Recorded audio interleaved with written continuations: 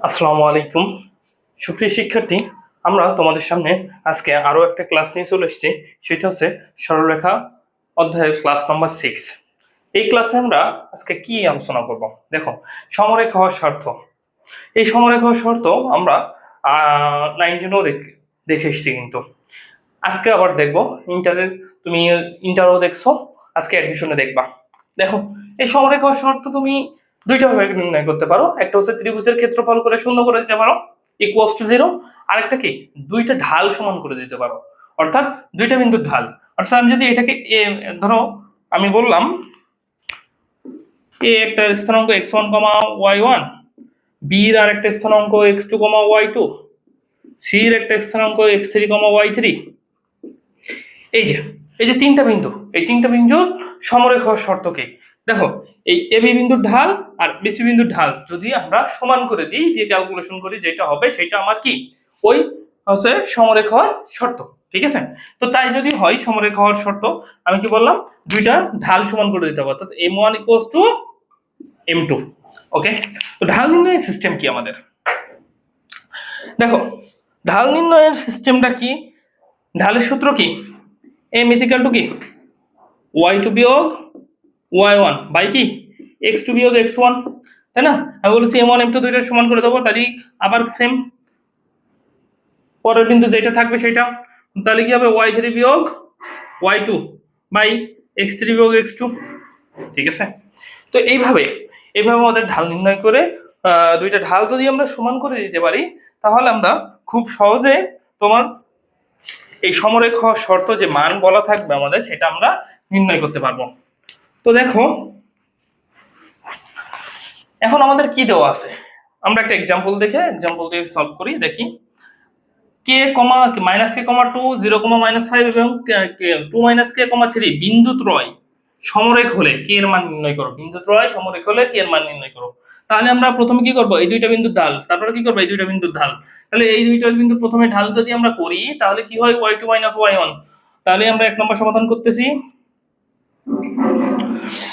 y2 y1, y2 minus কত, y2 হচ্ছে -5, y1 কত, -2,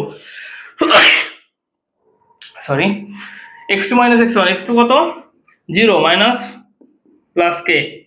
আবার সেম ওয়েতে y2 y3 কত, 3 মাইনাস কত, y2 মাইনাস, আবার ধরো এটাকে আমি y2 ধরলাম, এটা y1 ধরলাম, কত, মাইনাস মাইনাসে +5। ঠিক আছে? আর 2 মাইনাস কে -0। ঠিক আছে? এখান থেকে আমার কি নির্ণয় করতে হবে, কে এর মান কত হলে, তাহলে কে এর মান নির্ণয় করতে হবে, তাই না? তাহলে উপরে আমার কি থাকে দেখো তো, -7 কিনা, নিচে কি থাকে, কে না শুধু, ইকুয়ালস টু কি লিখতে পারি, 8/2 মাইনাস কে কিনা, দেখো তো ঠিক আছে কিনা। দেখো, তারপরের লাইন আমরা কি করতে পারি, আর গুণ করে দেবো। তাহলে 8 কে ইজিক্যাল টু কি লিখতে পারি, মাইনাস, দেখো, -14 মাইনাস প্লাস 7 কে। ঠিক আছে? তো তাই যদি হয়, তাহলে আমরা 7 কে এই পেছনে চলে আসি, তাহলে কি হয়, 8 কে -7 কে ইকুয়ালস টু কি -14। তাহলে আলটিমেটলি এখানে কি থাকে, কে না শুধু, কে ইকুয়ালস টু কি -14, অর্থাৎ কে এর মান যদি -14 হয়, তাহলে কি হবে, বিন্দু তিনটি সমরেখ হবে। বোঝাইতে পারছি? তাহলে ভাইয়া কি করবা, প্রথম তোমরা দুইটা বিন্দু ঢাল বের করবা, করে ইকুয়াল করে দেবো, শেষ, ফিনিশ। খুবই সহজ। এবার আসো দুই নম্বরটা কি বলছে, কি বলেছে যে এ বিন্দু, এই বিন্দুগামী সরলরেখার উপর স্থিত, ওই সরলরেখার উপরে একটা বিন্দু কি পি, এ কমা এ বিন্দুর স্থানাঙ্ক কত। তাহলে এই বিন্দু তিনটির সরলরেখার উপর অবস্থিত হলে বিন্দুর এই পি কমা এ বিন্দুর স্থানাঙ্ক কত। তাহলে এটা কিভাবে নির্ণয় করতে পারি? এখানে তো আমার ত্রিভুজ বলিনি, চতুর্ভুজ বলিনি, তাই যে আমি সেইগুলো ইউজ করবো তার তো কোনো সম্ভব ইয়ে নাই। তাহলে আমরা এখানে কি করতে পারি, তিনটা বিন্দু সমান করে দাও, এই ঢাল নির্ণয় করে দুইটা ঢাল সমান করে দাও, দেখো খুব সহজে হয়ে যাবে। তাহলে আমার তিনটা বিন্দু কি কি দিয়ে আছে, এ ইকুয়ালস টু ধরো আমি ধরলাম -1, 3, বি ইকুয়ালস টু ধরলাম আমি কত, -2, 1, এবং সি ইকুয়ালস টু কত ধরলাম আমি, অর্থাৎ ওইটা পি তো দিয়েই আছে, এ কমা এ। ওকে, তাহলে এবি বিন্দুর ঢাল প্রথমে, তাহলে এবি y2 y1, সেম সূত্র আমাদের, y2 কত 1, y1 কত -3, x2 কত -2, x1 কত +1।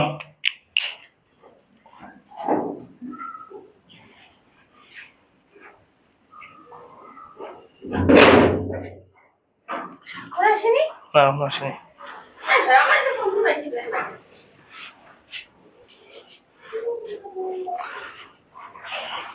সরি। তো দেখো আমরা এখানে কি করব, আমরা প্রথমে ঢাল নির্ণয় করব। তাহলে প্রথম দুইটা বিন্দুর ঢাল আমরা নির্ণয় করি। দেখো এবি বিন্দুর ঢাল নির্ণয় করব কিভাবে, y2 মাইনাস y1, তাহলে y2 1 মাইনাস y1 হচ্ছে কত 3, x2 মাইনাস x1, x2 হচ্ছে মাইনাস 2 প্লাস 1 বা অথবা ইকুয়াল করে দেবো, তাই না? আবার কি এই দুইটা বিন্দুর ঢাল, তাহলে এই দুইটা বিন্দু y2 কত a মাইনাস কত 1 আর a মাইনাস কত মাইনাস মাইনাস প্লাস 2, ঠিক আছে?